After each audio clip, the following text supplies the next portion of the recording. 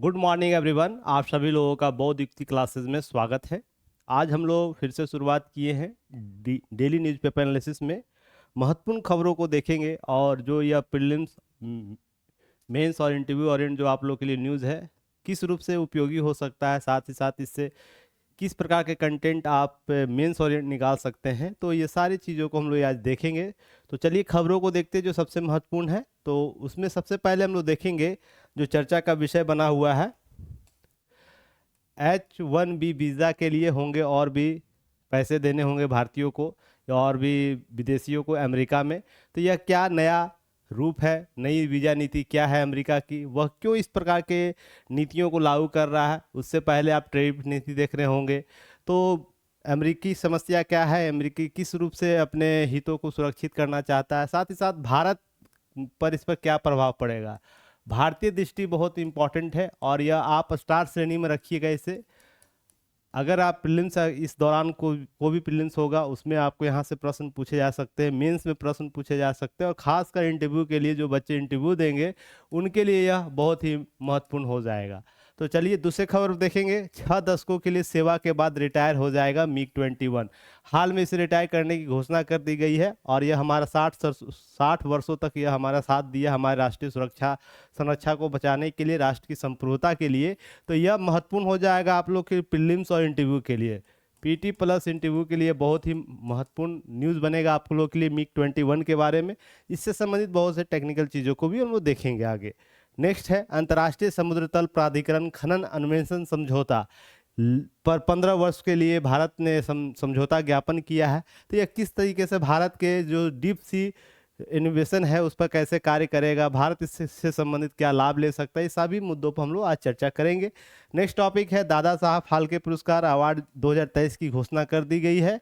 तो मोहन लाल जी को यह पुरस्कार दिया गया है। तो इससे संबंधित PT फैक्ट को हम लोग देख लेंगे।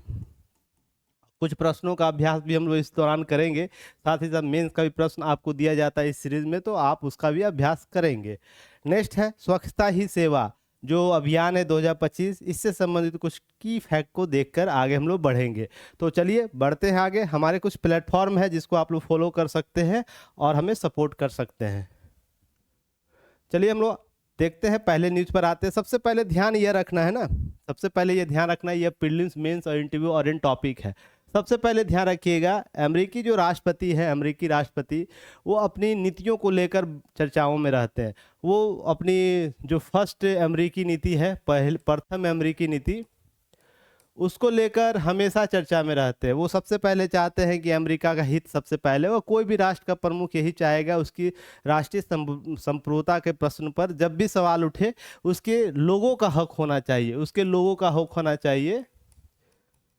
पर इसके साथ साथ कुछ चीज़ें आपको समझने की आवश्यकता है। क्या लोगों के हक के हित में अगर विश्व के जो विश्व का व्यवस्था उसे प्रभावित कर दिया जाए तो किस प्रकार से विश्व के उसके साझा या रणनीतिक देश से हम जो बात करते हैं, रणनीतिक देश के साथ आपके हित होंगे। यह सबसे इंपॉर्टेंट फैक्ट है क्योंकि भारत इसके साथ रणनीतिक देश के साथ साझा अपनी नीतियाँ करता है। तो इसके संदर्भ में और सबसे ज़्यादा प्रभावित इस नीति से भारतीय हित होने वाले हैं, क्योंकि भारतीय हित की बात जब भी हम करते हैं तो इससे जो यह वीज़ा है उसमें 72%, लगभग 72 से 73% जो वीज़ा जो दिया जाता है वो भारतीयों को दिया जाता है। तो सबसे पहले इंपॉर्टेंट फैक्ट तो आपको यही समझना होगा। तो चलिए हम कुछ चीज़ों को समझने का प्रयास करते हैं। देखिए वीज़ा नीति जो कार्यक्रम लाया गया है उसके अनुसार कंपनियां जो अमेरिका की होती है, प्रत्येक कंपनियां जो होती हैं उनको आवेदन करना होता है, और एक क्या करता है, इसके लिए करीब अब 88 लाख रुपये पे करने होंगे जो आपको पहले के अतिरिक्त भुगतान के साथ यह लागू होगा। हालांकि ध्यान यह रखना है जो पहले से वीज़ा नीति जो ले रखा है, H1 जो वीज़ा B1 है, H1B, उसको इस पर लागू नहीं होगा, नई नीतियों के साथ लागू हुआ। तो अतिरिक्त शुल्क जो लगेगा उससे क्या होगा, अतिरिक्त वसूली जाएगी, पैसे दिए जाएंगे, जिससे साथ ही साथ अमेरिका यह चाहता है कि अमेरिकियों को सबसे पहले जॉब मिले। और ये क्यों बात हो रही है, अब इस वीज़ा नीति से कैसे अमेरिका को जॉब मिल जाएगा, अमेरिका के लोगों को जॉब मिल जाएगा। तो कंपनियां कुछ बदमाशियां करती थी, सभी कंपनियां क्या होते हैं अपने अधिकतम हित के लिए काम करती है, उसको अधिकतम लाभ होना चाहिए। इसी संदर्भ में तो क्या करती थी कंपनियां कि भारत जैसे जो आपको टेक कंपनियां हैं, टेक जो एम्प्लॉय हैं, उनको क्या करता था, कम दाम पर अमेरिका में जॉब देता था। भारत के लोगों को $66,000 के मूल्य पर भी क्या करता, उसे जॉब प्रोवाइड करा देता था, और भारतीय इस मूल्य पर भी वहाँ रहने के लिए, उस जॉब को करने के लिए राजामंदी भी हो जाते थे। पर अमेरिकी नीति यह बोलता है कम से कम $1,00,000 आपको पे करना होगा उस टेक कंपनियों को, उससे जो कौशल वाले जो जॉब होते हैं। तो यह समस्या थी। तो इससे क्या होता था कि कम मूल्य पर अमेरिका के लोग रहना नहीं चाहते थे, भारत के जैसे लोग वहाँ पर रह जाते थे, तो वहाँ के लोगों को ही जॉब नहीं मिलने लगा। तो यही सबसे बड़ी समस्या इस कार्यक्रम जो नई घोषणा की गई उसके जड़ में रहा है। तो इस चीज़ को समझिएगा, और यह नीति आपको 21 सितंबर के 12 बजे से अर्थात आपको लागू कर दी जाएगी। आज रात से लागू हो गई है। तो यह सबसे इंपॉर्टेंट फैक्ट आपको समझने की आवश्यकता होगी। तो इसके बैकग्राउंड में यही सब बातें चल रही हैं। कुल मिलाकर बात यह हो रही है, अधिसूचना में यह बात की गई है कि कंपनियां अमेरिका बाहर जो गए होंगे उसके लिए क्या किया जाएगा, H1 वीजा धारकों के लिए क्या किया जाएगा, परिवारों के सदस्यों को तत्काल वापस अपने देश जाने के लिए बात बोला जाएगा। अगर नहीं जाते हैं तो उनको अमेरिका में प्रवेश से ही रोका जा सकता है या रोक लिया जाएगा जब तक वो पे नहीं करेंगे। तो यह सबसे बड़ी समस्या हो जाती है। तो माइक्रोसॉफ्ट और JP मॉर्गन जैसी कंपनियां इसके लिए भी विरोध प्रदर्शन कर रही है। बहुत सी कंपनियां वहाँ की विरोध कर रही है। इसके पहले ध्यान रखिएगा, इसी संदर्भ में प्रौद्योगिकी जितनी कंपनियां भारी असंतोष है, क्योंकि उनको कम पैसे में जो कुशल कामगार है उनको नहीं मिलेगा, कुशल कामगार। तो यहाँ पे एक चीज ध्यान रखना है, अब अमेरिका के लोगों को रखना होगा कम से कम $1,00,000 उसको डॉलर देना होगा, $1,00,000 देना होगा। तो और वहीं जो भारतीय जैसे लोग थे कम से कम $66,000 में रह जाते थे, लगभग आपको फायदा हो जाता था उसे। तो इस तरीके से क्या होता है, कंपनियां विदेशी कंपनियां जो वहाँ रही है या अमेरिका की कंपनियां, बहुत सी कंपनियां वहाँ हैं, वही विरोध करना शुरू कर दिए। पर इसके बीच में आपको समझना होगा अमेरिका किस प्रकार की विदेशी श्रमिकों के लिए क्या करता है, वीजा नीति लागू करता है। तो ध्यान रखिएगा, सबसे इंपॉर्टेंट और सबसे जो महत्वपूर्ण है H1B वीजा, जो विशेषज्ञ पेशेवर को जारी किया जाता था, जैसे IT इंजीनियर्स, डॉक्टर आदि को यह जारी किया था। H2B वीजा जो मौसमी या अल्पकालिक कामगार होते हैं, जैसे आपको कृषि क्षेत्र में होंगे, उनको जारी करता है अमेरिका। G वीजा क्या करता है, इंटर्न या ट्रेनिंग रिसर्च स्कॉलर जैसे जो कामगार होंगे उनको यह जारी करता है। L वीजा किसको जारी करता है, एक कंपनी से दूसरी शाखा में स्थानांतरित प्रबंधक या कर्मचारी। एक कंपनी से दूसरी कंपनी, मान लीजिए भारतीय में कोई अमेरिकी कंपनी है और भारत में, और उसको कुछ समय के लिए क्या किया जा रहा है, अमेरिका में बुलाया जा रहा है। तो वैसे लोगों के लिए आपको एल वीज़ा आपको जारी कर दिया जाता है कुछ दिनों के लिए, फिर वो वापस अपने देश में अपने प्रस्थान कर जाता था। फिर टेक कंपनियों के लिए ध्यान रखिएगा, टेक कंपनियां अब वीज़ा, ये सब सारे वीज़ा आप देख रहे हैं, H1, 1B, H2B, जे वीज़ा और L वीज़ा, ये कौन जारी करता था, तो टेक कंपनियों के द्वारा इसको दिया जाता था। अमेरिकी प्रशासन टेक कंपनियों को देता था कि आप अपने कामगारों के लिए आप क्या करें, H1 वीज़ा जारी कर दे। और यह कौन करता था, कंपनी ही प्रोवाइड कराती थी, सारा खर्चा कंपनी करती थी इसके लिए, जैसे गूगल, माइक्रोसॉफ्ट, इस प्रकार की कंपनियां, ठीक है, काफ़ी निर्भर रहती थी। और कृषि, हॉस्पिटलिटी और कंस्ट्रक्शन उद्योग के लिए H2B वीज़ा जारी किया जाता है, जो इससे संबंधित कंपनियां होंगी या इससे संबंधित फर्म होंगे। अब बहुराष्ट्रीय कंपनियां जो L1 वीज़ा के प्रबंधकों, कुशल कर्मचारियों के लिए लाती थी ताकि उनको इंटर्नशिप कराया जा सके, यह सब चीज़ें समझने का प्रयास कीजिएगा। इसी संदर्भ में सबसे इंपॉर्टेंट आपका यह होता है, और सबसे ज़्यादा यह भारत के लोगों के लिए जारी किया जाता है। यह भी चीज़ें ध्यान रखिए। यहाँ फ्लो चार्ट है, डायग्राम है, इस प्रकार का फ्लो चार्ट अपने मेंस में आप जरूर उपयोग कीजिएगा। मेंस की जो कॉपियाँ आप आंसर राइटिंग कीजिएगा, वहाँ पर इस प्रकार का फ्लो चार्ट बना सकते हैं, ताकि आपका उत्तर बहुत ही उभर कर सामने आए। देखिए सबसे ज़्यादा भारत 73% आपको भारत के लोगों के लिए यह वीज़ा जारी किया जाता था। उसके बाद चीन है, दूसरा नंबर चीन है। उसके बाद तीसरे नंबर पर आपको आ जाएगा छोटे छोटे अन्य देश में आ जाते थे 12% अन्य देश, छोटे देश। उसके बाद कुछ कुछ देश अपना 1-1% अपना स्थान रखती है, पर सबसे ज़्यादा भारत के लिए। तो जैसे ही वीज़ा नीति यह घोषणा हुई है, भारतीय विदेश मंत्रालय में हड़कंप मन गया। हमारे विदेश मंत्री और पीयूष गोयल जी अब अमेरिका दौरा पर जा रहे हैं, तो हो सकता है कुछ बातें उभर कर सामने आए, कुछ बीच का रास्ता निकाला जाएगा। फिलहाल आपको यह न्यूज़ आपके लिए इंपॉर्टेंट हो जाता है। इसके साथ साथ कौन सी कंपनियां में सबसे ज़्यादा इस वीज़ा धारक के लोग रह रहे हैं, जैसे अमेजन में सबसे ज़्यादा 10,044 लोग आपको क्या है H1B वीज़ा के साथ आप काम कर रहे हैं। उसके बाद TCS कंपनी जो भारत की कंपनी है जो अमेरिका में काम करती है, उसमें आपको 5500 लोग यहाँ पर काम कर रहे हैं। माइक्रोसॉफ्ट 5100, लगभग 5000 यह भी है। फिर Meta, Apple, Google, Deloitte, Infosys, Wipro, Tech Mahindra America, जैसे टेक महिंद्रा अमेरिका जो कंपनी, भारत की जो कंपनी है अमेरिका में काम कर रही है, वहाँ भी लगभग 951 लोग इस वीज़ा के तहत काम कर रहे हैं। तो ध्यान रखिएगा, यह भारतीय जो है यह बहुत ही महत्वपूर्ण योगदान रखता है। तो इस तरीके से अगर यह नीति लागू हो जाती 100%, अगर अमेरिकी नीति लागू हो जाती है, तो सबसे ज़्यादा नुकसान किसको होगा? सबसे ज़्यादा इन कंपनियों को नुकसान होगा, क्योंकि इसको अब अतिरिक्त पे करना होगा। अतिरिक्त पे क्यों ना करना होगा? क्योंकि न्यूनतम नीति आपको लागू करके रखनी होगी, क्योंकि न्यूनतम लागू 1 लाख रुपया कम से कम डॉलर देना होता है। अब यहाँ ध्यान रखिएगा, अब यह जो वीज़ा था कौन पात्र होता था? तो जो कंपनी बुलाता था, मान लीजिए मैं अमेजन में जा रहा हूँ, अमेजन में मैं जॉब करना चाहता, मेरा सिलेक्शन हुआ होता है, अमेजन कंपनी इसे क्या करता है, वीज़ा प्रोवाइड करवाती थी, H1 वीज़ा। इसके लिए आपको भारत से ही सारे कागज डॉक्यूमेंट करवाने होते थे, पर सपोर्ट वो वही करता था। अब ध्यान रखिएगा, जो कंपनी यानी फीस जो था कंपनियों को पर भारित होती थी, जो भी फी लगेगा वो कंपनी ही पे करती थी। तो पहले ध्यान रखिएगा, इसके लिए नियोक्ता कर्मचारी की ओर से वीज़ा के आवेदन करता था और बताना होता था उस व्यक्ति उसके लिए उपयुक्त है। अब यह कंपनी ही डिसाइड करती थी कि किस व्यक्ति के लिए यह वीज़ा जारी होना चाहिए। जब वो एक मेमोरेंडम दे देता था, अर्थात यह उपयुक्तता का एक डॉक्यूमेंट था जिसे वो दे देता था इस विभाग को, तो उसे यह वीज़ा जारी कर दिया जाता था। अब ध्यान रखिएगा, इंजीनियरिंग, जीव विज्ञान, भौतिकी विज्ञान, गणित और व्यापार प्रबंधन से जुड़े व्यवसायों के लिए H1 वीज़ा जो है वो दिया जाता था, H1B वीज़ा।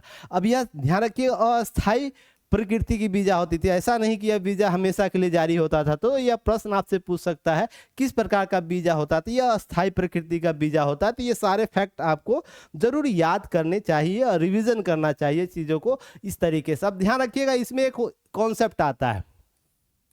अब यह वीज़ा इतना चर्चा का विषय क्यों बना हुआ है? चर्चा का विषय क्यों बना हुआ है? तो यहाँ पर समझने का प्रयास कीजिएगा कि यह जो वीज़ा नीति है ट्रंप सरकार के द्वारा, तो इसके लिए फैसले क्या किए गए। तो ध्यान रखिएगा कि वीज़ा व्यवस्था खत्म करने के लिए पर्याप्त है, क्योंकि अब वीज़ा शुल्क औसत H1B वीज़ा कर्मचारी को लोग जो पूरा 1 साल होगा उसके बराबर हो जाएगा। तो यह ध्यान रखिए, यह क्यों किया गया है 1 साल के बराबर उसके कुल वेतन का? तो रीज़न उसके पीछे है कि इससे क्या होगा कि अमेरिकी लोगों और विदेशी लोगों के बीच बराबरी की जा सके वेतन को लेकर। विदेशी लोगों के बीच क्या किया जाए, वेतन को लेकर बराबर किया जा सका। दोनों में अगर मान लीजिए यहाँ $1 लाख इसका न्यूनतम है, तो अब मान लीजिए पहले 66,000 में ही ये वीज़ा कंप्लीट करके दे दिया जाता था, तो फायदा हो जाता था। अब क्या होगा, इसको लाभ होगा। अब यहाँ पर 1 लाख इसको भी क्या करना होगा, 1 लाख रुपया आपको इसको भी पे करना होगा। तो इस तरीके से क्या होगा, अमेरिका की कंपनियां जो रहेंगी या अमेरिका में जो काम कर रही कंपनियां, वो अमेरिका की कंपनी और बाहर के विदेशी कंपनियां हो, वो अब दोनों लोगों को, अमेरिकियों को और विदेशियों को, दोनों को वेतन समान देना होगा। तो इससे क्या होगा कि यह जो अमेरिकी वाणिज्यिक जो सबसे बड़ा कंसर्न था कि अमेरिकियों को ही जॉब नहीं दिया जा रहा है, तो इससे आउटसोर्सिंग का जो समस्या था वो कम होगा। क्योंकि आउटसोर्सिंग में दूसरे देशों के लोगों को बुलाकर न्यूनतम आपको जो $1 लाख देने का प्रावधान है, उसके नीति का उल्लंघन कर रहा था। तो बैकग्राउंड में ही सब बातें चल रही। तो सबसे पहले फैक्ट आपको यही जानना है कि जो $60,000 में लोग काम करने को तैयार थे, अब वो नहीं हो पाएगा। तो यह समस्या के जड़ को समाप्त करने के लिए, जिससे अमेरिकी कामगारों की छटनी जोर दिया जाता था, इस पैसे को बचाने के चक्कर में, तो वो अब बंद हो जाएगा। तो यही सारे मूल जड़ है इस नीति को लाने के पीछे। तो अमेरिकी न्यायिकता और आवर्जन सेवा जो 2025 है, इसे याद रखिए, जिसमें औसत जो वेतन है $97,000 था। अब H1 वीज़ा जारी रखने वाले लोगों के लिए यह संख्या थोड़ी ज़्यादा, लगभग $1,32,000 थी, जिससे क्या होगा, अब $1,20,000 की राशि प्राप्त होगी। तो लगभग बराबर आपको कर दिया गया, जिसके माध्यम से क्या होगा कि अब अमेरिकी और विदेशी दोनों को समान अवसर दिए जा सकेंगे। तो जिसके कंसर्न में, जिसके मूल में ये सब बातें चल रही हैं। तो आपको यह याद रखना है, कुल मिलाकर अमेरिका जो वीज़ा, नई वीज़ा है, नई वीज़ा कुछ नई नीति नहीं है, नई नीति नहीं, नए अवसरों को बचाए रखना है।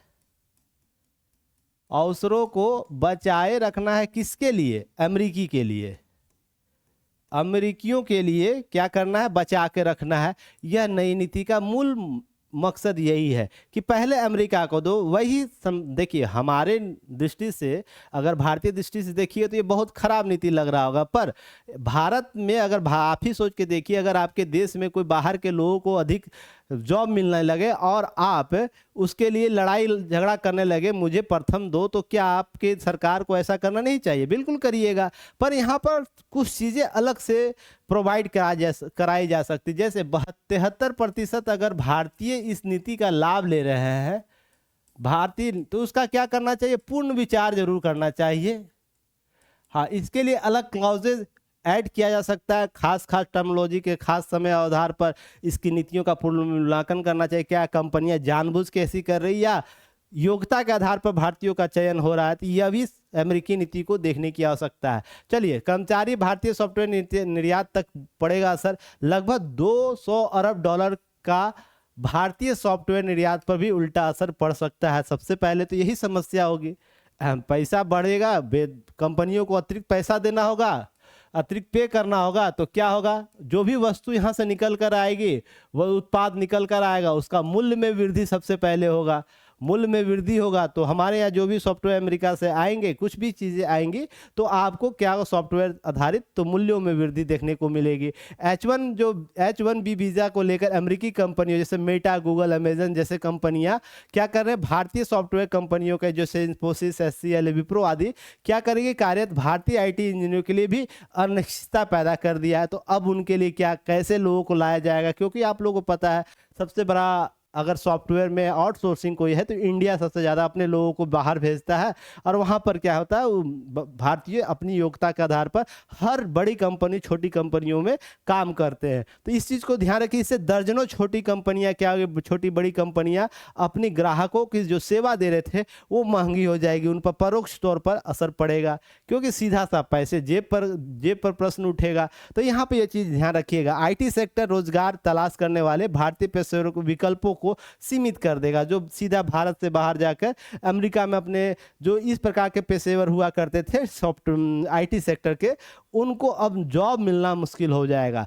तो वो अब दूसरे देश में उनका आवर्जन होना शुरू हो जाएगा। तो इस प्रकार की कंपनियों के लिए एक नया स्ट्रेटजी अब अपनाने की जरूरत हो जाएगी। अब इसके अतिरिक्त अब ट्रम्प तर्क क्या दे रहे हैं? तो देखिए कि स्टेम क्षेत्र, जो आपको हाल ही में स्टेम क्षेत्र चर्चा में रहता है हमेशा, विज्ञान, प्रौद्योगिकी, इंजीनियरिंग और गणित के क्षेत्र में, तो अमेरिकी प्रशासन यह बोल रहा है कि कुल मिलाकर 2000 से लेकर 2019 के बीच नौकरियां केवल कितना प्रतिशत बढ़ी है? 44.5% तक बढ़ी है, जबकि कामगार 12 लाख से बढ़कर 25 लाख हो गया है। तो यह जो अंतर है, इसको कैसे समाप्त किया जा सकता है? तो यहाँ पर ध्यान रखिएगा, IT कंपनियों ने H1B वीजा प्रणाली बड़े पैमाने पर क्या किया? हेरफेर किया। जैसे कंप्यूटर से संबंधित क्षेत्रों में अमेरिकी श्रमिकों को काफ़ी नुकसान पहुंचाया। वो आउटसोर्स कर लेते थे कम मूल्य पर भारतीयों को, या अन्य देशों से, चीन से या अन्य देशों से। ध्यान रखिएगा, H1 जो वीजा B कार्यक्रम है, IT कंपनियों की हिस्सेदारी 2003 में आपको 32%, जो अब बढ़कर 65%, लगभग दुगना से भी अधिक पिछले 5 वर्षों में हुआ है। तो किसी भी प्रशासन के लिए चिंता का विषय होगा, किसी खास सेक्टर, बाकी आप बाकी जो गणित है उसके क्षेत्र में उसका उत्थान हो ही नहीं रहा। केवल एक आईटी सेक्टर है जो सॉफ्टवेयर से संबंधित है, प्रौद्योगिकी से संबंधित है, उसमें आपको दुगना प्रतिशत से वृद्धि हो रहा है। तो पिछले 5 वर्ष में जो पहले 35% योगदान देता था, अब 65% हो गया। तो यह सब कहीं ना कहीं एक समस्या क्रिएट करता था अमेरिकी प्रशासन के लिए और वहाँ के लोगों के लिए। सबसे बड़ी समस्या वहाँ के लोगों के लिए अब यही है। H1 वीजा नियोक्ता अब लगातार आईटी आउटसोर्सिंग कंपनियां बना रहे थे, नौकरियां देश से बाहर जा रही थी। तो अमेरिकी लोगों में क्या हुआ, विरोध प्रदर्शन हुआ, डिमांड क्रिएट होने लगा, हमें सबसे पहले दीजिए।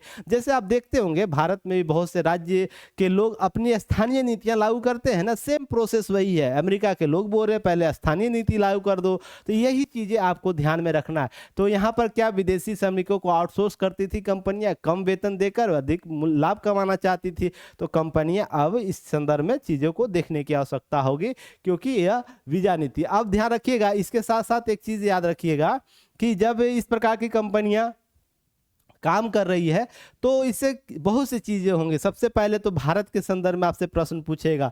क्या प्रश्न पूछेगा भारत के संदर्भ में? आपसे प्रश्न पूछ सकता है कि भारत को हानि क्या होगी। तो भारत को हानि किस प्रकार से होगी? सबसे पहले तो आपको उत्पाद आपके महंगे हो जाएंगे, उत्पाद महंगे हो जाएंगे। दूसरा, आपको जो आउटसोर्स हो रहा था, आउटसोर्स जो हो रहा था वो कम हो जाएगा। तो इसके लिए रोजगार क्रिएट करना होगा, रोजगार की मांग बढ़ जाएगी, मांग बढ़ जाएगी। साथ ही साथ विदेशी मुद्रा जो हमें प्राप्त होता था वो कम हो जाएगा। तो यह सब चीज़ें ध्यान रखिए, क्योंकि जब भारत के लोग बाहर जाके रहते हैं तो वहाँ से अपने लोगों को पैसा भेजते हैं, भारत की कंपनियों में निवेश करते हैं, भारत के बाजार में निवेश करते हैं। तो विदेशी मुद्रा ये सब प्राप्त होना कम हो जाएगा। साथ साथ हमारा द्विपक्षीय संबंध भी कहीं कहीं द्विपक्षीय संबंध प्रभावित होंगे, क्योंकि हर चीज एक दूसरे से जुड़ा हुआ है। अब जब भी टेबल पर बैठा जाएगा, जैसे भारत के विदेश मंत्री और पीयूष गोयल जा रहे हैं वहां पर, तो क्या होगा कि अब टेबल पर जैसे ही बैठा जाएगा बहुत सी तल्ख टिप्पणियां होंगी, जिससे द्विपक्षीय संबंध आपको प्रभावित होंगे। कुछ अमेरिका हम पर कुछ थोपना चाहेगा, हम कुछ बातें कहेंगे। तो इस तरीके से जो हम रणनीतिक स्ट्रेटजी पार्टनरशिप का कॉन्सेप्ट लेकर चल रहे थे, उस पर भी कुछ कुछ प्रभाव देखने को मिलेगा। ये सब सारी चीजें आपको ध्यान में रखना है। चलिए, इससे संबंधित एक प्रश्न आप जरूर ले लीजिए कि सबसे जो संबंधित वीजा सबसे अधिक निर्भर है किस पर? टेक कंपनियां H1B वीजा पर, दूसरी है कृषि, हॉस्पिटैलिटी और कंस्ट्रक्शन जो है H2B वीजा पर, बहुराष्ट्रीय कंपनियां L1 वीजा पर। तो यह दिए गए हैं, कौन सा कथन या कौन से कथन सही है? केवल 1-3, केवल 2-3 और 1-2-3। तो कमेंट सेक्शन में इसका उत्तर आप लोगों को देना है और ध्यान रखना है, सभी लोग दीजिएगा। जो भी आप प्रश्न देख रहे हैं, जो भी मेरा वीडियो देख रहे हैं, वो आप लगातार दीजिए। जो गलतियां हर बार आप लोग करते वो नहीं करिए, नहीं तो क्या होता है एग्जाम में इसी प्रकार के प्रश्न पूछे जाते हैं। और डीएनए से, जैसे कि मैंने आप लोग को स्क्रीनशॉट आप लोग को टेलीग्राम चैनल पर भेजा था, डेली न्यूज़पेपर एनालिसिस से आपको अधिकतर करंट के क्वेश्चन मिल जाएंगे, क्योंकि डाटा फैक्ट, डेली पीआईबी से प्रश्न आपको यहाँ टॉपिक लिए जाते हैं। अब इसके साथ साथ दूसरा प्रश्न है कि H1B वीजा कार्यक्रम से जुड़ी प्रवृत्तियों के संदर्भ में कौन सा कथन सही नहीं है? पहला है, यह स्टेम क्षेत्रों के विदेशी पेशेवरों के लिए अवसर देता है। तो स्टेम क्षेत्र अर्थात वही साइंस टेक्नोलॉजी वाली जो बात हो रही है। दूसरा, नई कंपनियां इसे लागत घटाने और कम वेतन वाले श्रमिकों को लाने के लिए इस्तेमाल करती है। क्या यह कथन सही है या गलत है? आपके अनुसार बताइएगा। फिर नेक्स्ट, H1 वीजा का अधिकांश उपयोग आईटी आउटसोर्सिंग कंपनियां करने में लगी है।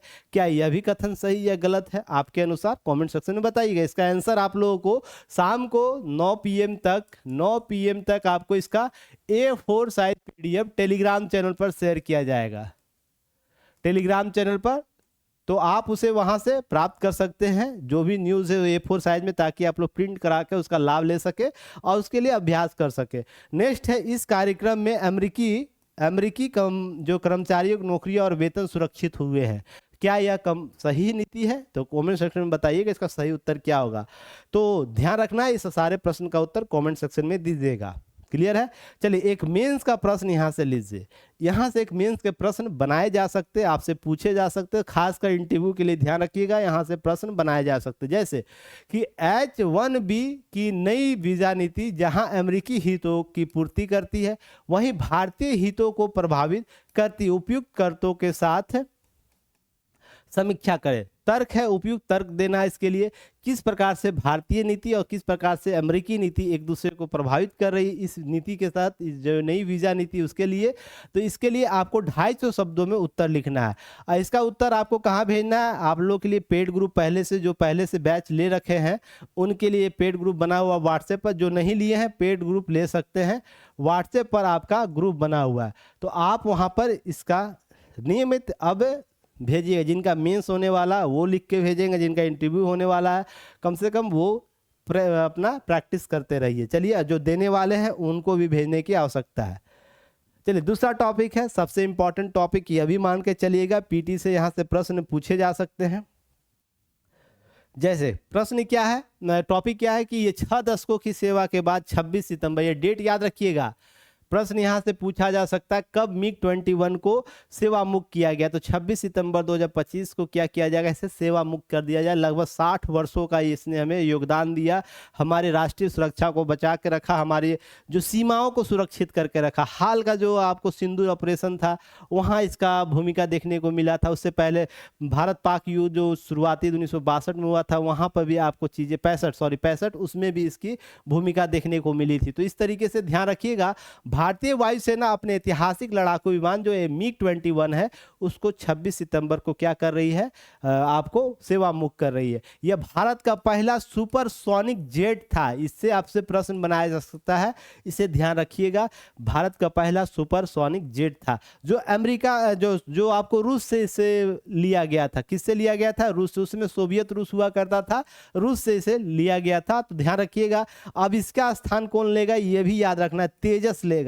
तेजस MK1 जो है MK1A है वो इसका स्थान लेगा, जो स्वदेशी लड़ाकू विमान हमारा है और हिंदुस्तान इलेक्ट्रॉनिक्स के द्वारा से बनाया गया है, उसका यह स्थान लेगा MiG-21 का। तो यह भी आपको 2 फैक्ट याद रखना है। अगर इसके अतिरिक्त हम बात करें तो यह MiG-21 जिसका नाम पूरा निकोयान गुरेविच MiG-21 नाम है इसका, तो यह याद रखना है, यह लड़ाकू विमान है जो आपको क्या करता है 1963 में भारतीय वायुसेना में शामिल किया गया। सोवियत रूस जो था उससे हम लोग खरीदे थे, ये चीज़ याद रखना आप लोगों को। अब यह ध्यान रखिएगा, ध्वनि की गति से लगभग आपको जब 20 डिग्री सेंटीग्रेड पर लगभग 343 मीटर प्रति सेकेंड जब यह चलता है तो उसे ध्वनि की गति हम लोग बोलते हैं।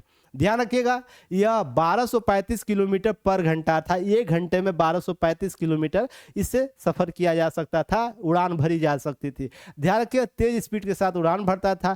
यह MiG-21 1963 के वायुसेना में शामिल किया गया और इसका पहला स्क्वाड्रन कहाँ बनाया गया था, ध्यान रखिएगा चंडीगढ़ में। आपको यह भी याद रखना है, यह प्रश्न पूछ सकता है कहाँ इसका पहला स्क्वाड्रन बनाया गया था, तो चंडीगढ़ जब लिया गया 63 में तो चंडीगढ़ में पहला स्क्वाड्रन बनाया गया था। तो ये सब सारे फैक्ट याद रखने। अब MiG-21 को 2000 में अपग्रेड किया गया, यह भी फैक्ट याद रखिएगा, 2000 में से अपग्रेड किया गया था और कुछ इस पर कुछ नए कंपोनेंट जोड़े गए थे, जैसे रडार, मिसाइल और हेलमेट माउंटेड साइट्स आपको जोड़े गए थे। ये सब सारे फैक्ट याद रखिए। यह कहाँ सबसे उपयोगी रहा तो याद रखना 1965 का जो भारत पाक युद्ध था वहां इसने अपना योगदान दिया। 1971 का युद्ध में जो पूर्वी पाकिस्तान को लेकर बांग्लादेश का निर्माण हुआ था वहां इसने अपना योगदान दिया था, महत्वपूर्ण भूमिका। 1999 का कारगिल जो युद्ध था वहां पर इसने अपना महत्वपूर्ण भूमिका अदा किया। उसके बाद 2019 का जो बालाकोट स्ट्राइक था, एयर स्ट्राइक हमने किया और भारत के लोग जाके वहां पर, जैसे कैप्टन अभिनंदन वर्धमान थे, यह जो हालांकि पाकिस्तान में ये क्रैश कर गए थे, फिर उसके बाद पकड़ा गया था, ये सब चीज़ था वहाँ पर। कुछ आपको फैक्ट देखने को मिले होंगे।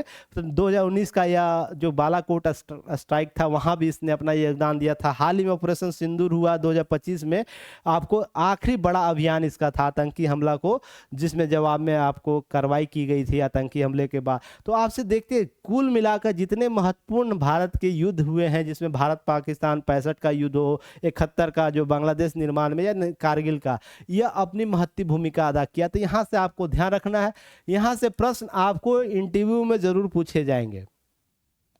अगर हाल में इंटरव्यू का कोई सेशन चलेगा, कोई इंटरव्यू होने वाला, जैसे बीपीएससी का 70 बीपीएससी का इंटरव्यू अब अंतिम चरण में होगा, रिजल्ट आने को है तैयार, कुछ ही महीनों में आ जाएगा। तो आप ये सब तैयार करके रखिए पहले से ही। ज़रूरी नहीं जब भोज हो तभी आप कोहड़ा रोपिए और उससे फसल निकाल के अपने लोगों को खाना खिलाइए, ये जरूरी नहीं। पहले अपने स्टेप बाय स्टेप सारी चीज़ों को तैयार रखिए, ठीक है ना। हड़बड़ाहट कम होगी। अभी इसका तेजस लेगा, इसका स्थान लेगा। तो ये सबसे पहले याद रखना है, हिंदुस्तान एरोनॉटिक्स लिमिटेड के द्वारा इसे क्या किया गया, निर्मित किया गया। सबसे पहले फैक्ट तो आपको यही जान रहा है। इसकी कितनी है चाल, इसकी दूरी कितना ही है, कम से कम 2205 किलोमीटर आपको प्रति घंटे से यह हवा में उड़ सकता है, अपने साथ पेलोड ले जा सकता है। ये सब फैक्ट याद रखिएगा। इसमें हवा में ही फ्यूल भरा जा सकता है, तो इसे 4th जनरेशन का एयरक्राफ्ट बना देता है। तो यह भी चीज़ें याद रखिएगा और इसकी क्षमता में आपको वृद्धि कर देता है। तो यह सब एडवांस वर्जन है तेजस का। लेक तेजस का जो पहला हल्का बड़ा लड़ाकू विमान हुआ करता था, उसका MK नई अपडेट वर्जन है। तो ये सब सारे फैक्ट को याद करके जाइएगा। एक प्रश्न ले लीजिए इसी के साथ। प्रश्न क्या है कि भारतीय वायुसेना का पहला सुपरसोनिक लड़ाकू जो विमान था, लड़ाकू विमान कौन था, जिसे जिसे 26 सितंबर 2025 को क्या किया जाएगा, सेवा मुक्त या रिटायर कर दिया जाएगा, सेवा मुक्त कर दिया जाएगा या रिटायर कर दिया जाएगा। तो इसमें है MiG-29, MiG-21, सुखोई 30 MKI, तेजस MK-1A। तो सही उत्तर बताइए। बहुत इजी प्रश्न है, पर जब यही 2-3 महीने बाद जब प्रश्नों को देखिएगा, यही प्रश्न बहुत टफ बन जाएगा। तो क्या करना, प्रैक्टिस कर लेना है। इसके अतिरिक्त PDF में, A4 साइज का PDF में अतिरिक्त हम तो आपको और भी चीज़ें इससे संबंधित प्रश्न प्रोवाइड कराएंगे, जो आप लोगों के लिए बहुत ज़रूरी बनता है। चलिए नेक्स्ट हम लोग देखते हैं। नेक्स्ट टॉपिक है, यह भी आप लोग स्टार श्रेणी में रखिएगा। अंतर्राष्ट्रीय समुद्र तल प्राधिकरण से खनन में जो है ना, अन्वेषण समझौता 15 वर्षों के लिए किया गया, भारत सरकार के द्वारा किया गया। तो यह ध्यान रखिए, IS के साथ अंतर्राष्ट्रीय समुद्र तल प्राधिकरण के साथ 15 वर्षों का अनुबंध पर हस्ताक्षर किया गया। अब भारत इसके साथ 2 अनुबंध किया है, पहला ऐसा देश बना है। तो यह भी फैक्ट याद रखना है, जिसमें पॉलीमेटिकल सल्फाइड समुद्री तल से हाइड्रोथर्मल वेंट के आधार पर आसपास में जो खनिज उत्पादन किया जाता है, उसको यह भारत अन्वेषण कर सकता है। जिसमें तांबा, जस्ता, सोना, चांदी जैसे धातुओं को क्या होगा, धातुओं का संधारता होती है, तो उसको क्या करेगा, स्वच्छ प्रौद्योगिकी के माध्यम से उसे अन्वेषण कर सकता है। तो यह हिंद महासागर में, ध्यान रखिएगा कहाँ पर करेगा, हिंद महासागर में। जो भारत का क्षेत्र है, यह हिंद महासागर क्षेत्र, आपको यहाँ पर यह कर सकता है। ध्यान रखिएगा, इसके लिए आपको अलग अलग रेंज पर यह दिया जाता है, कितना अन्वेषण कर सकता है समुद्री तल में। तो ध्यान रखिएगा, यहाँ पर आपको यह अन्वेषण समझौते के तहत प्राधिकार दिया गया है, जिसमें हम लोग बात करेंगे कि अन्वेषण क्षमताओं को बढ़ाने के लिए जो जितेंद्र सिंह जी द्वारा कहा गया है कि इससे क्या होगा कि हम इस समझौते के माध्यम से भारत का डीप जो कॉन्सेप्ट है, डीप सी कॉन्सेप्ट है, वो और भी मजबूत होगा। साथ ही साथ हम अन्वेषण को लेकर और भी सुरक्षित हो पाएंगे। ये सब सारी चीज़ें बताई गई है। तो ये सब ध्यान रखिएगा। इन सब चीज़ों को लेकर भारत सरकार ने अभी हाल ही में समझौते जो किए हैं, उससे पहला देश बन गया है जो 2 IAS जो समझौता अंतर्राष्ट्रीय समुद्री अनुबंध के तहत प्राप्त कर लिया है। जिसमें ध्यान रखिएगा, संयुक्त राष्ट्र निकाय के साथ पहले हुए इस समझौते के मध्य और दक्षिणी पश्चिमी भारतीय रिज। भारतीय रिज कहने का मतलब है, आपको देखिए इस प्रकार का रिज देखने को मिला होगा।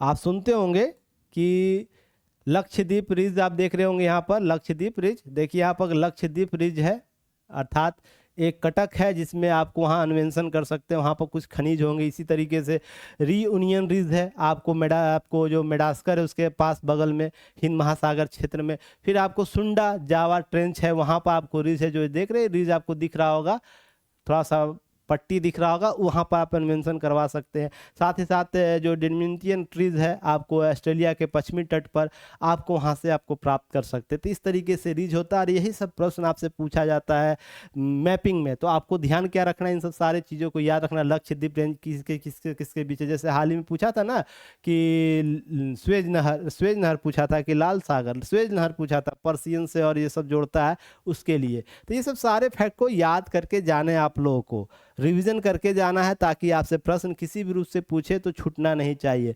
देखिए, डेली न्यूज़पेपर एनालिसिस को आप रेगुलर वॉच कीजिए, आपको प्रश्न वहीं से दिखेगा। करेंट का जो भी डीप क्वेश्चन बनाए जाते हैं, अब बीपीएससी की बात कर ले, यूपीएससी की बात कर लूँ मैं। यूपीएससी के तो प्रश्न डायरेक्ट पेपर से बनते ही हैं। अब बीपीएससी भी क्या कर रहा है, यही फॉर्मेट अपना रहा है। पीआईबी से जितने भी करंट के क्वेश्चन थे, लगभग 90% क्वेश्चन आपको पीआईबी से डायरेक्ट कलेक्ट किया हुआ क्वेश्चन था, लाइन बाय लाइन उसका सेम टू सेम पीआईबी से उतारा हुआ था। तो उस तरीके की तैयारी करना शुरू कर दीजिए। अब केवल है ना, केवल मैं वार्षिकांक लेकर, वार्षिकांक या 3 महीने का, 3 माह का कुछ एटम बम लेकर तैयारी नहीं हो सकती किसी भी चीज़ से। अगर इस प्रकार के धारणाएं आप बना रख रहे हैं तो ये बहुत ही गलत है, आपको आपके एग्ज़ाम से बहुत दूर ले जाएगा। स्टेप बाय स्टेप क्या कीजिए, अपनी तैयारी को मजबूत कीजिए। उसके लिए पीआईबी सोर्स को इम्पोर्टेंट दीजिए, साथ ही साथ न्यूज़पेपर एनालिसिस को डेली देखिए, या न्यूज़पेपर खुद से भी दे सकते हैं। ऐसा कुछ नहीं है कि न्यूज़पेपर एनालिसिस कराएगा तो ही आपको देखना है, आप भी रेगुलर अगर वॉच कर रहे हैं न्यूज़पेपर को, हाँ, पर ये होना चाहिए आप में यह धारणा विकसित हो जानी चाहिए कि कौन सा न्यूज़ आपके लिए एग्जाम ओरिएंट है। नहीं तो पूरा पॉलिटिक्स न्यूज़ ही आप पढ़ते रह जाइएगा, यहाँ प्रेम पत्र ही वहाँ पढ़ते रह जाइएगा, मार काट की चीज़ें ही पढ़ते रह जाइएगा। तो ये क्या करना, आपको अपने एग्जाम को जिस ट्रेंड में बीपीएससी या यूपीएससी लेकर जा रही है उसी ट्रेंड में अपने एग्जाम को कवर करें। नहीं तो क्या होगा, बहुत बड़ी समस्या क्रिएट होगी। पढ़ तो बहुत कुछ रहे हैं पर रिजल्ट आ ही नहीं रहा है, तो ये सबसे बड़ी समस्या होगी। नेक्स्ट इसमें ध्यान रखिएगा, देश के पास अब क्या है, गहरे समुद्र खनिज भंडारों के लिए आईसीएस आवंटन सबसे बड़ा अन्वेषण क्षेत्र प्राप्त हो गया, क्योंकि 2 अन्वेषण क्षेत्र भारत को मिल गया है। इसके साथ ही साथ ध्यान रखिएगा, अंतर्राष्ट्रीय समुद्र तल प्राधिकरण क्या, इंटरनेशनल सी बीड अथॉरिटी क्या है। तो ध्यान रखिएगा, यह स्थापना 1994 में हुआ था, इसका गठन किया गया था। वर्तमान में 168 सदस्य है, जिसमें भारत सहित, भारत इसका संस्थापक सदस्य है। और यह भी याद रखना है, यूरोपियन यूनियन इसका, कुल जो यूरोपियन यूनियन के देश है वो भी शामिल है। यह कुल समुद्र का 24% हिस्सा इसके कंट्रोल में काम करता है, इसकी नीतियों के आधार पर काम करता है। और ध्यान रखिएगा, दक्षिणी चीन सी का विवाद जब भी होगा, दक्षिणी चीन सी का विवाद होगा, तो ध्यान रखिएगा इसी अंतर्राष्ट्रीय कानून की बात होगी। साथ ही साथ संयुक्त राष्ट्र का अन्वेषण कानून भी चलता है काम में, तो वो हम बाद में कभी देख लेंगे। फिलहाल याद रखिए, दक्षिणी चीन सागर में इस प्राधिकरण की चर्चा हमेशा आएगी, तो इसको अच्छे से याद रखना है। अब ध्यान रखिएगा, यह कानून 1982 में संयुक्त राष्ट्र समुद्री कानून सम्मेलन जो हुआ था, उसके भाग 9 के क्रियान्वयन संबंधी 1994 की नीति के आधार पर इसका गठन किया गया था। तो याद रखिएगा, संयुक्त राष्ट्र का समुद्री कानून सम्मेलन कब हुआ था, यह भी याद रखना। क्लियर है? तो 1982 में, ये सब ध्यान रखिएगा। 1982 के तहत इसको स्थापित किया गया। सब सारे फैक्ट को याद रखिएगा। जो ये संगठन कार्य करता है, जो कुल समुद्र हमारा भूमि, कुल समुद्री जल है, हिस्सा है, उसका 54% हिस्से को लेकर चलता है, जो महासागरों कुल क्षेत्रफल का के बराबर है। तो ये सब सारे फैक्ट को याद करना है। क्लियर है? भारत आईएस से क्या है, तो यह भी आपको याद रखना है। तो भारत इसका संस्थापक सदस्य, याद रखिएगा। पॉलीमेट्रिकल जो आपको नूडल्स है, PMN की खोज हेतु पायनियर आपको इन्वेस्टर का दर्जा भारत को दिया गया, ताकि भारत इसमें अपना बृहत्तम योगदान दे पाए, क्योंकि संस्थापक सदस्य के तौर पर यह काम कर रहा है। 18 जनवरी 2024 का एक डेट याद रखिएगा। भारत हिंद महासागर में 2 रिज के अन्वेषण के लिए आवेदन किए थे, और दोनों को क्या किया, मान लिया गया। हिंद महासागर कटक के लिए कार्लसबर्ग रिज, याद रखिए, कार्लसबर्ग, हिंद महासागर में कार्लसबर्ग रिज जो आपको पॉलीमेटिकल सल्फाइड के लिए किया गया था, और मध्य हिंद महासागर के लिए अफानसी निकितन सीमाउंट की कोबाल्ट समुद्र जो फोरोमैग्नेटिक परते के लिए किया था। तो दोनों कन्वेंशन जो नीतियां लागू कर दी गई, भारत इसके लिए रजामंदी भी भारत को दे दी गई। तो सबसे बड़ा वृहद क्षेत्र भारत के पास है, और पहला ऐसा देश है जिसके पास 2 आईसीएस सर्टिफिकेशन है। यह भी याद रखना आप लोगों को। अब ध्यान रखिए, वर्तमान में भारत के पास हिंद महासागर अन्वेषण के लिए 2 अनुबंध आपको काम करते हैं, तो इसको याद रखना है। तो 2 अनुबंध काम कर रहे हैं। इससे संबंधित एक प्रश्न ले लीजिए फटाफट। प्रश्न क्या है कि अंतर्राष्ट्रीय समुद्र तल प्राधिकरण आईसीएस की स्थापना किस संधि के अंतर्गत की गई है? क्योटो प्रोटोकॉल, पेरिस समझौता, संयुक्त राष्ट्र समुद्री कानून संधि 1982 या मॉन्ट्रियल प्रोटोकॉल। देखिए, इस प्रकार के संधियों को अच्छे से रिवीजन कर लीजिएगा। अभी बहुत समय है तो हम लोग बार बार रिवीजन करते चलेंगे। फिर भी आपको ये सारे जो संधि है, क्योटो प्रोटोकॉल, पेरिस समझौता, मॉन्ट्रियल प्रोटोकॉल, यह हमेशा आपको जो आपको सोशल इन्वायरमेंट वाला टॉपिक है, उसमें आपको यहाँ से प्रश्न पूछ सकता है, जिसमें इकोलॉजिकल इन्वायरमेंट की बात होती है, हम जिसमें कोप 20 की बात करते हैं, कोप 29 की बात करते हैं, 30 की बात करते हैं, या संयुक्त राष्ट्र सतत पर्यावरण की बात करते हैं। ये सब में सब प्रोटोकॉल की चर्चा होती है। तो क्या करना है, सबको याद करके जाना है। क्लियर है? याद रखना, उससे संबंधित समय समय पर हम लोग क्या करेंगे, आप लोगों को कुछ कुछ फैक्ट देते चलेंगे। यहाँ पर एक चीज़ याद रखिएगा कि हम लोग डीएनए के साथ साथ डीसीए भी कॉन्सेप्ट आपके लिए ला रहे हैं। डेली शाम को आपको इसके लिए आपको एक टॉपिक कवर कराया जाएगा, उससे संबंधित फैक्ट कवर कराया जाएगा, जिसमें हम लोग डेली A4 शीट पर काम करेंगे। आपको दिया जाएगा वन लाइनर टॉपिक भी दिया जाए, जिससे आप कुछ वनडे एग्जाम को कवर कर सके डेली करंट अफेयर सीरीज में। और साथ ही साथ वीकली डॉट सेशन भी रखेंगे, इंक्लूडिंग आंसर राइटिंग प्रोग्राम भी करवाएंगे इसके तहत। तो आपको कोई भी क्यूरी हो तो दिए गए नंबर से बात कर लीजिएगा और इससे संबंधित लाभ ले सकते हैं। इसके साथ साथ आपको मेंस आंसर राइटिंग 71 बीपीएससी के लिए आपको जो complete mains answer writing program आप लोग के CMS 2.0 लाया गया है, तो आप इसका भी लाभ ले सकते हैं। जो इसके साथ साथ EDNA भी आप लोगों को दिया जाएगा 71वीं मेंस और 70वीं इंटरव्यू के लिए काफ़ी लाभकारी होगा आप लोगों के लिए। तो आपको क्या करना है, जो भी बच्चे इस बार 71 बीपीएससी अगर देंगे तो जरूर दिए गए नंबर से कॉन्टैक्ट कीजिए और इसका अधिकतम लाभ कीजिए। इसमें टोटल 85 टेस्ट आप लोग के लिए ऑर्गेनाइज कराया जाएगा। अगर यह कल से 22 तारीख से स्टार्ट हो रहा है, तो इसमें देरी मत कीजिए। जो चीज़ें हम लोग बोलते हैं वो करते हैं। बहुत ही रिजनेबल प्राइस में आपको रखा गया है ताकि आप इसका अधिकतम लाभ ले सकें और बच्चे अधिक से अधिक इससे लाभ लेते हुए अपने एग्जाम को क्रैक कर पाए। तो इस तरीके से आप इसका लाभ ले सकते हैं। चलिए नेक्स्ट टॉपिक देखते हैं। दादा साहेब फाल्के पुरस्कार जो अवार्ड है, दादा साहब फाल्के अवार्ड 2023 के लिए आपको मोहनलाल जी को क्या किया गया, जो मलयालम के मशहूर आपको एक्टर हैं और फिल्म मेकर भी हैं, उनको यह पुरस्कार दिया गया। इसके लिए बहुत से बधाइयाँ पात्र भी दी गई, प्रधानमंत्री के द्वारा भी बधाइयाँ दी गई। तो ध्यान रखिएगा कब दिया जाएगा, तो 23 सितंबर 2025 को 71वें राष्ट्रीय फिल्म पुरस्कार के समारोह में दिया जाएगा। तो इस दिन आपके लिए यह भी इम्पोर्टेंट हो जाएगा 71वां राष्ट्रीय फिल्म पुरस्कार। तो ये सब सारे फैक्ट को अच्छे से कवर करके जाना है। अब ध्यान रखिएगा 23 सितंबर को यह पुरस्कार दिया जाएगा। 1960 में जन्मे मोहनलाल 400 से अधिक साउथ की मूवियों पर काम कर चुके हैं, तो ये सब याद रखिएगा। और 2001 में इन्हें पद्मश्री और 2019 में पद्म भूषण का भी पुरस्कार नागरिक सम्मान दिया गया है। तो कमेंट सेक्शन में मुझे बताइएगा देश का सर्वोच्च नागरिक सम्मान कौन सा है, ये सब आप लोग बता सकते हैं। मोहनलाल अपने करियर का 5 नेशनल अवार्ड भी जीते हैं। तो ये सब सारे फैक्ट आपको याद रखने, ये प्रीलिम्स में काम देगा। यहाँ से डायरेक्ट प्रश्न बनेंगे। और ध्यान रखिएगा 71वां राष्ट्रीय फिल्म पुरस्कार जिस दिन आएगा उस दिन हम लोग स्पेशल इस पर चर्चा फिर से करेंगे। क्लियर है? चलिए अब इसके साथ साथ ध्यान रखिएगा एक लास्ट टॉपिक आज का है स्वच्छता ही सेवा अभियान 2025। सभी मंत्रालय के द्वारा अपने अपने स्तर पर स्वच्छता ही सेवा अभियान चलाया जाए, जिस पर आपको याद रखना है विधि और न्याय मंत्रालय ने विधायी विभाग के द्वारा स्वच्छता ही सेवा अभियान 2025 के तो विभिन्न पहलों पर हिस्सा लेने के लिए 20 तारीख को अर्थात आपको कल 20 सितंबर को एक व्यापक स्वच्छता अभियान चलाया। तो इसके तहत हम जब भी बात करते हैं स्वच्छता को लेकर, सीधा सा याद रखिएगा, इसका थीम को याद रखिएगा। यहाँ से प्रश्न पूछ सकता है। स्वच्छतो उत्सव जो है उसको बनाया जा रहा है थीम के साथ, ताकि लोगों को जोड़ा जा सके स्वच्छता के साथ और उसके लिए लोगों की सहभागिता को कार्य कराया जा सके। स्वेच्छा से सेवा, सामूहिक कार्रवाई, जन भागीदारी पर केंद्रित यह जो जन सहभागी नीति है स्वच्छता अभियान याद रखिएगा। अभियान जो 2014 से स्टार्ट है, 2014 से स्टार्ट है और यह दो तरीके से काम करता है। जो स्वच्छता अभियान आपका देख रहे हैं इसमें SBM की बात करते हैं। SBM स्वच्छ भारत मिशन, जिसमें शहरी एक आता है और एक गांव आता है, याद रखिएगा ग्रामीण, SBM ग्रामीण। और यह भी दो चरणों में है। ग्रामीण यह 2 चरणों में है, चरण 1 में है, जो चरण 2 में है, यह भी चरण 1 में है और यह चरण 2 में है। तो ये सब याद रखना है किस तरीके से यह काम करता है। और यह ध्यान रखिए 3R पर काम करता है।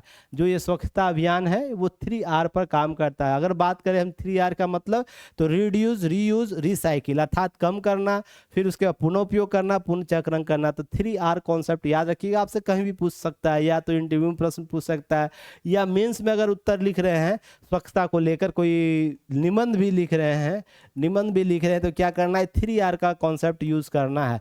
तो यह बहुत ही महत्वपूर्ण है 3R कॉन्सेप्ट, तो याद रखना, इसके तहत आपको यहाँ पर कार्य किया जाता है। अब इसके तक बात करें, एसबीएम की बात करें, स्वच्छ भारत मिशन का, तो 2014 में इसका शुरुआत किया गया था। तो इसके साथ साथ याद रखिएगा, स्वच्छ भारत मिशन ग्रामीण और शहरी दो महत्वपूर्ण घटक थे, जिसके माध्यम से देश में स्वच्छता का अभियान चलाए गए थे। उससे बहुत से लाभ हुए। आप देखते होंगे जितने भी सार्वजनिक स्थलें हैं वो ग्रामीण स्तर पर हो या शहरी स्तर पर, तो वहाँ पर इसका प्रभाव आपको देखने को मिला। खासकर स्टेशन का तो दशा आप देख ही रहे होंगे किस तरीके से बदला हुआ है।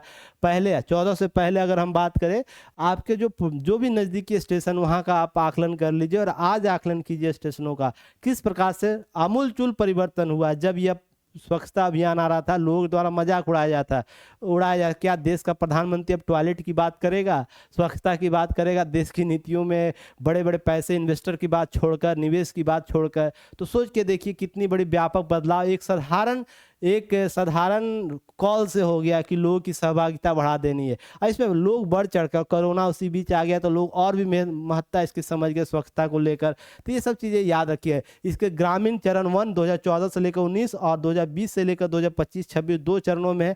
ऐसे ही शहरी के लिए भी 2014 से 21 पहला चरण था, और जो चरण SBM 2 है शहरी, उसके लिए 2021 से 26 दूसरा चरण है। तो इसके लिए याद रखना, ये सारे चीज़ों को कवर करके जाना। जिसमें ग्रामीणों की बात करें तो स्वच्छता 10 करोड़ आपको चरण 1 के लिए शौचालय बनाए गए सभी गांवों में। ODF जो फ्री था 100%, जिसमें बिहार की बात करें, बिहार में अभी 85% आपको ODF फ्री आपको चीज़ें दी गई है। तो 100% ये सब चीज़ें याद रखिएगा। ODF फ्री मॉडल लाया गया, ODF प्लस मॉडल सेकेंड चरण में लाया गया, ताकि लोगों की सहभागिता बढ़े, विभागों मंत्रालयों का योगदान बढ़े और सरकारी नीतियों में परिवर्तन आए।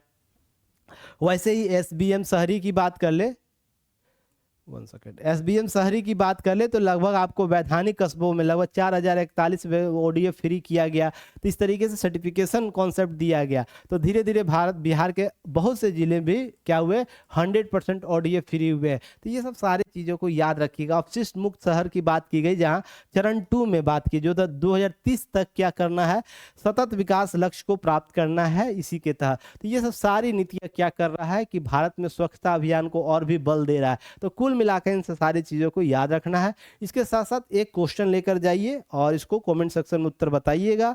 और A4 साइज का PDF आपको 9 PM तक उपलब्ध करा दिया जाएगा, और वो टेलीग्राम पर ही उपलब्ध होगा। ध्यान रखिएगा, टेलीग्राम पे तो लिंक आपको दिए रहते हैं। तो क्या करना है, टेलीग्राम चैनल से ज्वाइन कर जाना आप सभी लोगों को, वहाँ से आपको प्रश्न पूछ देगा। स्वच्छता ही सेवा अभियान 2025 में उल्लेखित 3RS में कौन कौन से शामिल है? Reduce, reuse, recycle, reduce, replace, rebuilding, reuse, refuse, reuse और रिपेयर, और रीयूज, रिस्टोर और रिसाइकिल। तो इसमें कौन सा होगा, ABCD कौन सा होगा, बताने का प्रयास कीजिएगा। कुल मिलाकर आज के करंट अफेयर्स में इतना ही है। उम्मीद करता हूं जो महत्वपूर्ण टॉपिक है, जो एग्जाम ओरिएंटेड टॉपिक है, देखिए टॉपिक तो बहुत से करंट अफेयर्स में होते हैं, पर एग्जाम ओरिएंटेड टॉपिक जो होते हैं उस पर आपको कम से कम इतने 5 न्यूज़ को आज के लिए कवर करके जरूर जाना है। अतिरिक्त होगा जिसमें हम लोग A4 साइज के PDF में आपको जरूर हम क्या करेंगे, शामिल कर देंगे। जो आपको अतिरिक्त 1 लाइनर टाइप का कुछ होगा तो उसको मैं वहाँ प्रोवाइड कर दूंगा। उसके लिए न्यूज़पेपर एनालिसिस देखने की जरूरत नहीं है, उसके लिए अपने स्तर पर भी तैयारियां हो सकती। तो चलिए फिर कल नए न्यूज़ एनालिसिस के साथ मिलेंगे, तब तक के लिए धन्यवाद। आपका सहयोग बना रहे। जय हिंद।